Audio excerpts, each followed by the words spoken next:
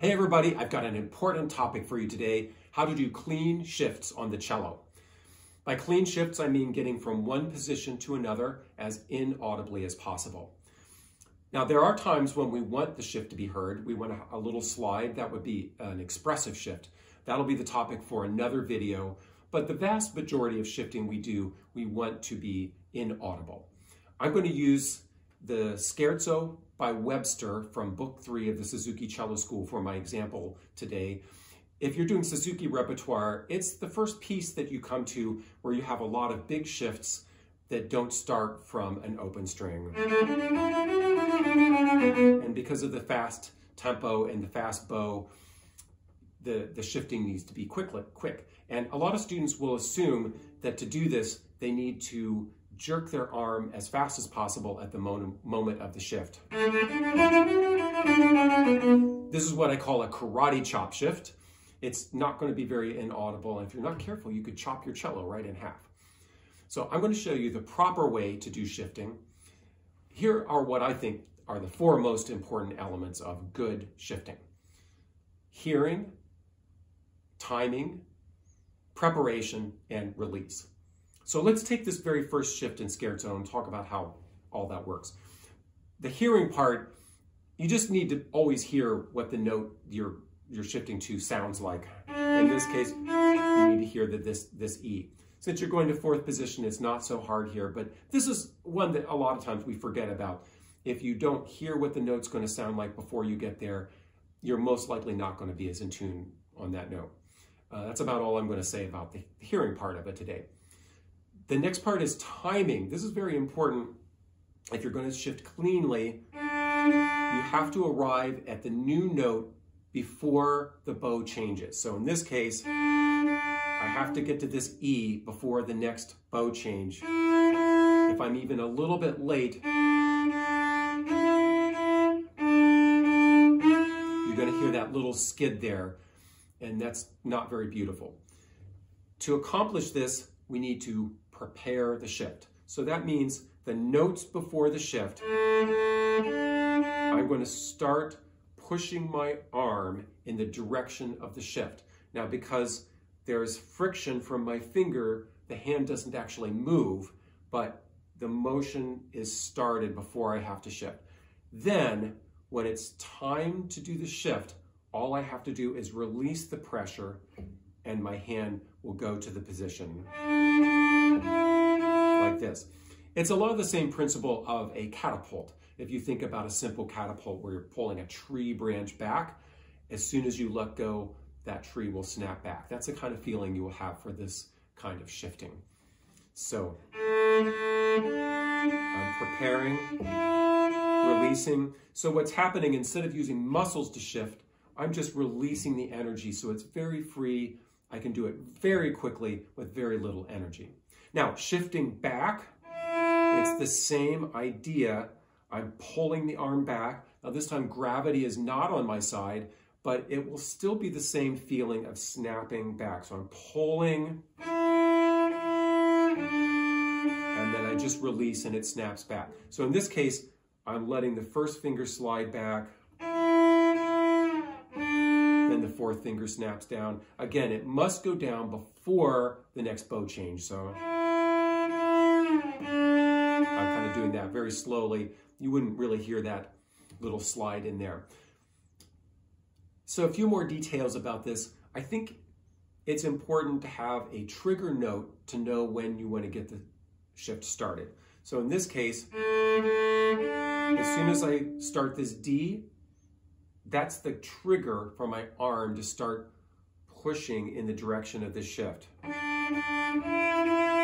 I get to this E, that's the trigger note to tell my arm to go back. I think it's good to practice these things in. Think about which note will be the trigger. The faster the music is, the sooner the trigger will have to happen. And you practice this in. You're going to practice it slowly at first. I think it's a good idea to use a metronome also to make sure you're really timing this right, that the bow's not waiting for the finger to get there, and then work the tempo up. It won't take a lot of practice probably to get the basic feeling of this, and then you can apply it to all the shifting you do.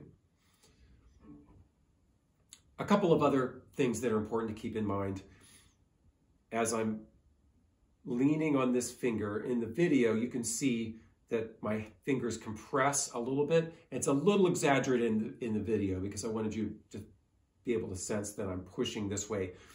But we don't want the fingers to get pushed together too much. In fact, sometimes I'll see students trying to get that finger they're shifting to as close to the target as possible, kind of like this. I think I even had a teacher who tried to teach this way. But it seems like a good idea to bridge the gap a little bit, but it's really not a good idea because it changes the shape of your hand. When you arrive, your hand's going to be out of shape and those next notes are more likely to be out of tune. So we want to keep the shape of the hand as consistent as possible. And the next thing is we always want to have one finger in contact with the string, even though it's just very lightly in contact, not pressing. But if we completely hop and let the fingers all the way off the string, we're going to have a little hiccup when that open string sounds. So you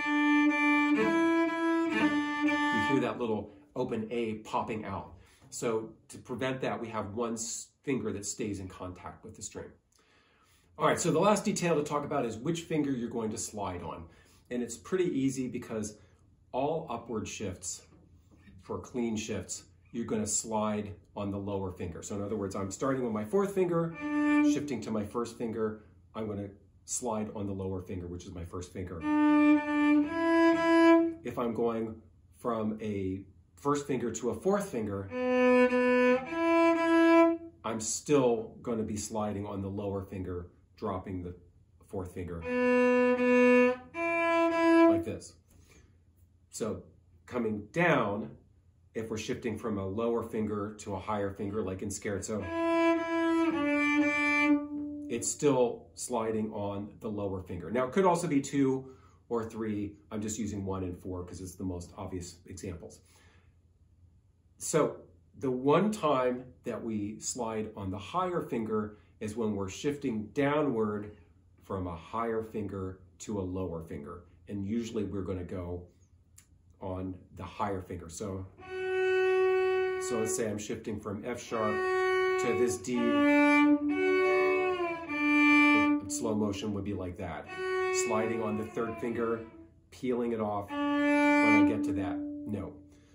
So 3 out of 4 shifts, you're going to be sliding on the lower finger, just the higher finger to a lower finger. Some of this will be kind of obvious as you're practicing it. Last of all, I want to point out the 2 most common causes of problems with shifting on the cello. The first one is putting too much pressure while you're shifting. So if I have too much pressure on my finger, it makes it much harder to get to the new position. It also makes the slide more obvious because the finger is down. If I'm light with my finger, I can move more easily and you don't hear the slide. So watch out for that. If you're having trouble, make sure you're not squeezing. And then the second thing is the timing. So if you're having trouble with a shift, a lot of times the cause is you're just getting it started too late. So check that out. Make sure you're not squeezing, making sure you're getting this shift started sooner, and that should help you with most problems when you're shifting. All right, so there are the basics of clean shifting. I hope this video helps you make your shifts as clean as possible.